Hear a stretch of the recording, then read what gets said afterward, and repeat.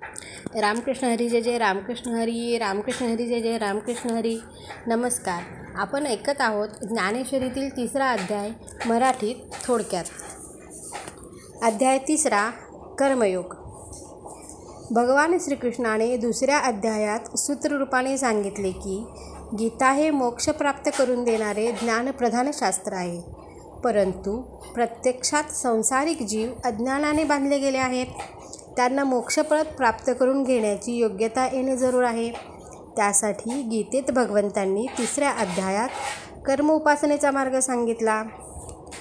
प्रारंभी अर्जुनाने विचारले, देवा तू एका बाजूने कर्माचा निषेध करतोस आणि दुसऱ्या बाजूने तूच मला हिंसारूपी पाप करायला सांगतोस. असा दुटप्पी उपदेश न करता सोप्या भाषेत मला सांगणं माझे हित कशामध्ये आहे.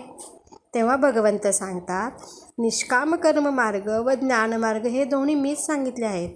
दोन्ही मार्गाने फळ मिळते, पण दोन्ही मार्गाचे अधिकारी वेगळे आहेत. मंद अधिकाऱ्यांनी ज्ञानमार्गाचा अवलंब करणे योग्य होणार नाही. कारण केवळ कर्म टाकल्याने कर्मत्याग होऊ शकत नाही. कर्मातीत झालेल्या साधकाला देखील देह असेपर्यंत कर्मत्याग करणे शक्य नाही. निष्काम पुरुषाचे अंतःकरण शुद्ध असते. त्याची कर्मेंद्रिये व्यापार करताना दिसली तरीही तो त्यात आसक्त नसल्याने कर्ममुक्तच असतो. इथे ज्ञानेश्वरांनी स्वधर्माचे स्पष्टीकरण करताना अग्निमुखी हवन, देवपूजा, ब्राह्मण भोजन, गुरुभक्ती, अतिथी सत्कार व ज्ञाती संतोषाचा उल्लेख केला आहे.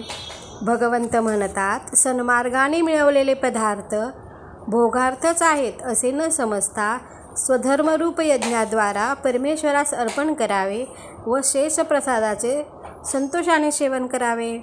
प्रत्येकाने स्वतःचे कर्म यथाविधी निर्दोष रीतीने करावे.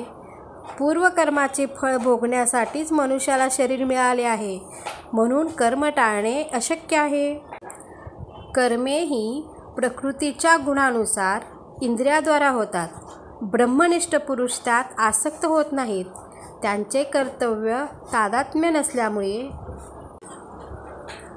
जो कर्मात आसक्त होतो तो बंधनात सापडतो. काम व क्रोध हे दुष्ट प्रवृत्ती आहेत.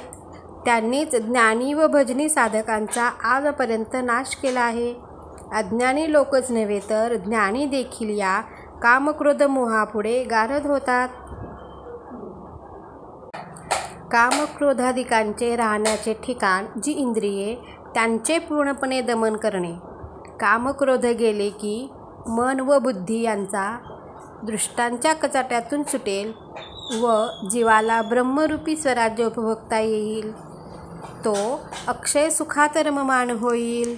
रामकृष्ण हरी जय जय रामकृष्ण हरी.